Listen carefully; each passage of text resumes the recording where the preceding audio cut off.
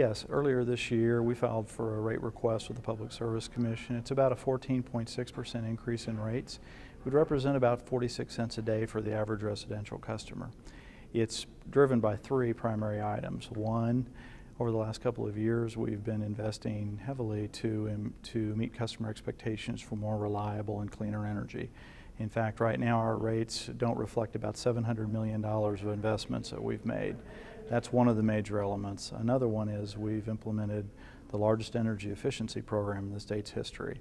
It should provide about $500 million in benefits, but that's going to cost about $80 million per year under this rate case to implement.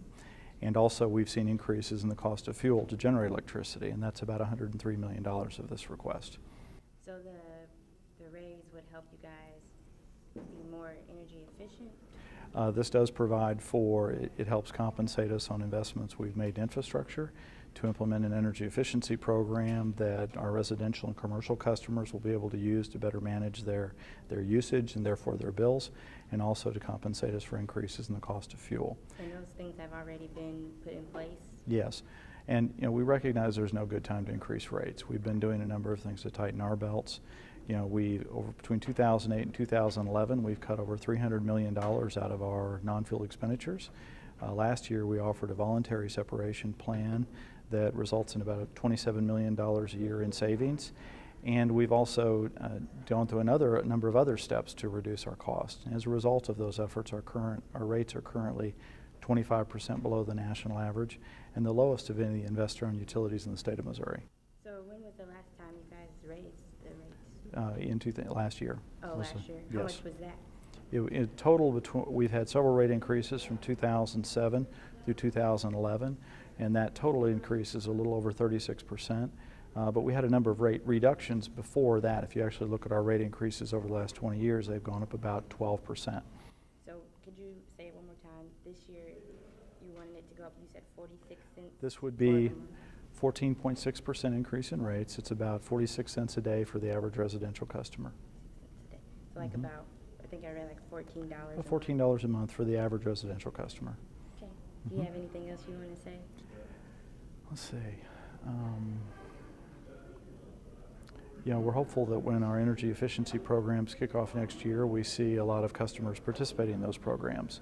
While we're seeing some increases in the cost to produce electricity, largely driven by the fact that we have a lot of aging infrastructure built in the 1950s, 60s, and early 70s that we need to be replacing and upgrading.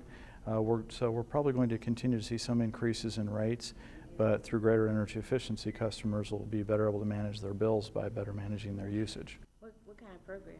I didn't know about these. 7 residential and 4 business, including Energy Star appliances, where you're looking at when you're switching out an old appliance for a new one, where you get one that's more energy efficient. There'll be opportunities for lighting programs if you're looking at buying more efficient lighting.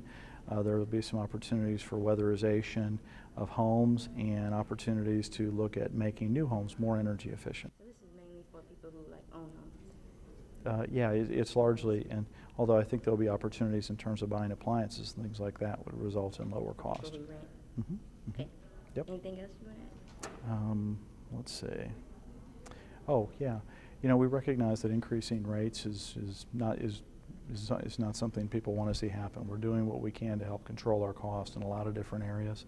But nonetheless, this could create some challenges for some customers. And so we're putting another about $3 million into energy assistance programs. Where can they find those programs? Oh, okay. They can contact Ameren for the energy assistance programs. We've put about $2 million into Dollar More, which goes to about 39 energy assistant agencies, including United Way. Another $600,000 to energy assistance programs that aren't related to Dollar More. Another $200,000 to military families in need, and $100,000 in air conditioners we've recently provided to low-income families. What's the main reason why people wouldn't want the increase, besides the obvious of prices going up? But you're saying it's going to help overall, energy?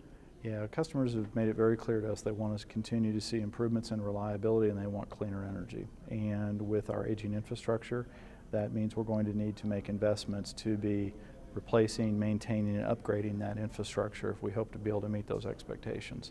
And recovery of those costs is what happens through the rate case process.